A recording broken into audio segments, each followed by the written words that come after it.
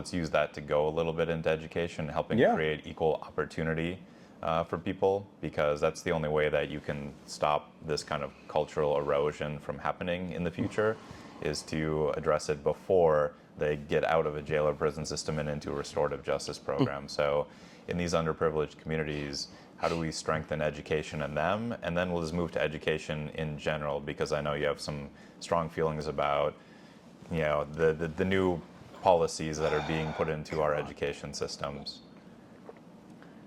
Yeah. So that's a loaded one. That's a loaded one. Intentionally. Yeah, I know that's right. I'm letting you go where you want to with it, because this shows people, you know, the voters, where, like, how you're thinking about these things, and it's not just, you know, what you're saying, but how you're thinking about them. Right. And people want thoughtful people in office now more than ever, because they're starting to realize that a lot of these people are not thoughtful and they're not solving the problems. Yeah, that's an understatement. So you said something that is incredibly important and I think is understressed, right? It's something that is far too often ignored. Equality of opportunity, right? We have to have equity, of course. But equity equity can be illustrated in the context of you have a 6-foot kid, a 5-foot kid, and a 4-foot kid, and they're all trying to see over a fence, right? The 6-foot kid can see over the fence. The 5-foot kid cannot. The 4-foot kid cannot.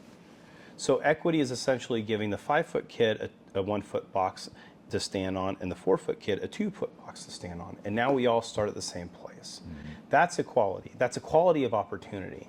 That's what we need. The problem is that we have a government, and it goes back to this woke bullshit, right? Where there's this belief that we should have equality of outcome. No, we should not. We should not. Let me bring it back. After World War II, the United States, right? After World War II, working up through 60s, 70s, 80s. The middle class in the United States held roughly half of the world's wealth, right? And it was because of equality of opportunity. It was because people were able at the time to be able to work nominal jobs, in some cases save money, buy a house, use the equity in that house to leverage loans to be able to start small businesses, be able to grow their businesses, be able to buy more homes, be able to do things with their money to be able to grow that wealth. And so we had a middle class that was absolutely exploding and had the world's wealth, right? That is equality of opportunity. But at the same time, it also leaves people behind. But listen, we live in a meritocracy. We don't live in a communist state, right? We don't live in this socialist hellscape where a limited few people or a number of people have to work to hand it over so everyone can live. Who the hell wants to do that? I don't want to work for other people that are too damn lazy or ineffectual to do so themselves. It's bullshit, right? Yeah, and I think a lot of Americans have that general sentiment, which is why they are pushing back against all of these DEI programs across the board. You know, including lots of communities here in California undoing basically allowing race to be used in college admissions programs. It's disgusting. And it seems like some legislators and bureaucrats are still trying to find ways around to being able to continue that practice. Yeah, of course they are, because that's the belief system, right? Education as a whole is supposed to be an instrument, a tool used to develop critical thinking skills, to develop thought, to develop knowledge, to acquire knowledge, right? It's a system that's supposed to be in place in order to arm future generations with the things they need to be able to contribute and grow society and advance society, right? We don't have that system right now. And so we need to put in place this system where it is based on a meritocracy. It does prescribe this ideal of equality of opportunity. So instead of lowering the damn bar to get people over. We need to bring people up to the bar, right? That's the problem. And I'm not saying everyone needs to take algebra. I'm not saying everyone needs to take advanced English composition or chemistry or anything like that, right? But we need to have a system that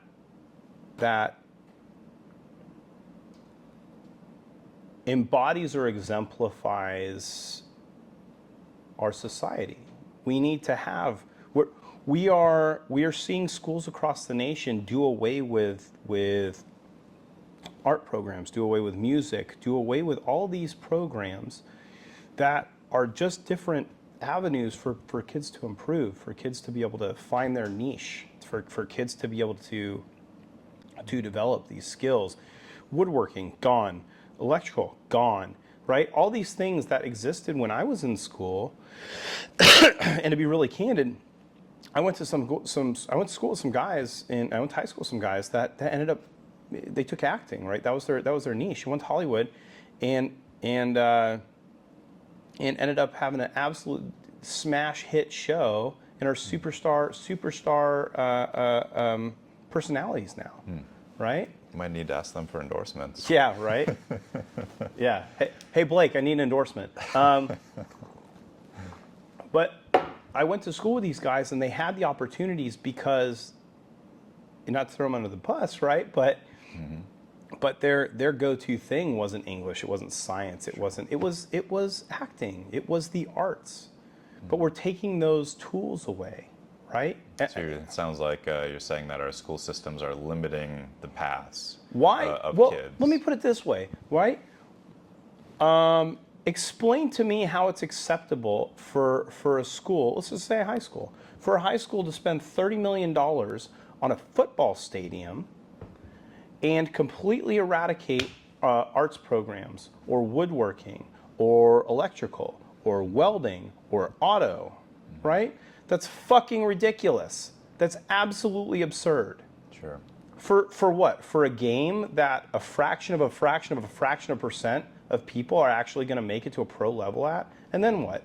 And then they bump right back down to the place they came up. Right? With what skills? Yep. With what ability? And what do you think is going to happen at that point? Right? So we have to actually look at these things with a binocular lens instead of the magnifying glass right in front of our face. Yeah. We have to have if you want equality of opportunity, you want to live in a meritocratic society, you have to provide those opportunities. You can't defund these schools. And the other part is that we do have a problem with behavioral issues. We have an education system that's been essentially neutered because we refuse to have accountability.